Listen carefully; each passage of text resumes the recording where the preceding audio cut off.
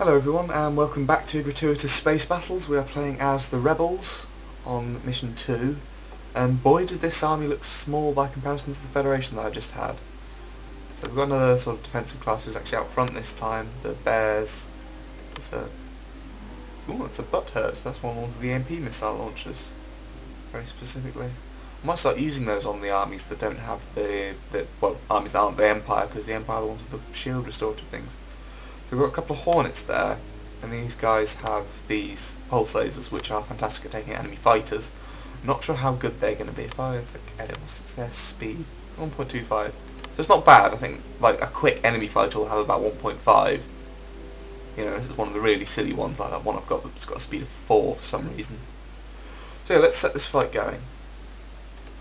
And again, this has taken leaf out of the book of lessons that I learned when I started using plasma weapons. I think I've actually got more plasma launchers in this one. 2, 3, 4, 5. Yeah, these are the ones with the EMP missile launcher because I've got 5 plasma launchers. Oh, was that your face? Oh, sad. So much plasma.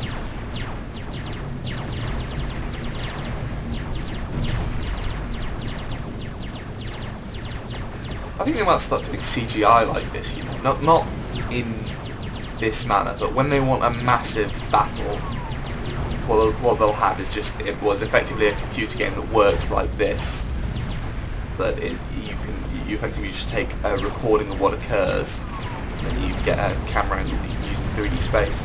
Because graphics are getting closer and closer to photorealism, which is what CGI strives to attain. There's going to be a lot of explosions in succession, I think. That's taken no harm at all. All the numbers. How's that?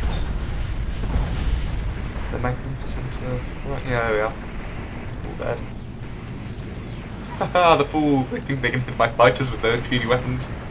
Apparently, there is like I think it's like 2 or 3% chance that any weapon hits a fighter, regardless of its tracking speed or anything like that. I'm not sure if that came from testing and experimentation, or whether it's from, or whether it's an actual statistic set into the game. As you can see, they're taking a little bit of damage now. That was 89%, that was 87%.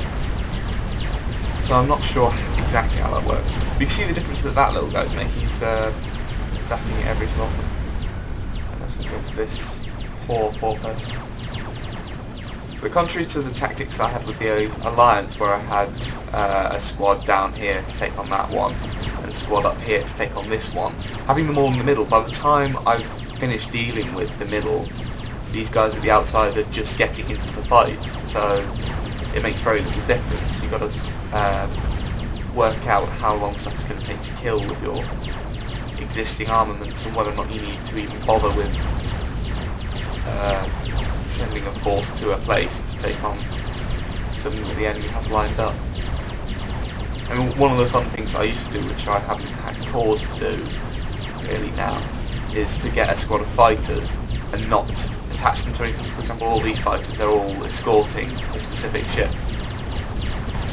But if you leave them, they will literally just fly at the enemy, swarm around them. There we go. They'll literally fly at the enemy, swarm around them, and just disorientate them. By the time your big ships get to them, the enemy's just in a mess. So on massive maps, I might start doing that. But this is the last one of these, so before I go, I just wanted to go look at some of the cruiser weapons. Because I think it's up to... oh, that's the defense laser. Yeah, there's sort of 2 calibers of weapons that aren't missiles or plasma. So you've got these 3, the beam laser, the proton beam and the fusion beam, all of which have armour penetration of over 70, or equal to 70 on the cruiser beam laser. But they're not fantastic for getting through shields. I think the proton beam can get through all but the best shields, and it's actually really cheap. But then you've got this other class. Pulse laser in for one. That's a midpoint. Oh, I thought that was one of these other 2. So you got these two then, which have shield penetration of 48 and 55 respectively, and that'll get through any shield. There's no way that they need it that high. But my point being that the bear class stuff will have, I think it's usually proton beams, because they're short. That's because they're much cheaper. And then it'll have one of the cruise lasers or quantum blasters to take out shields.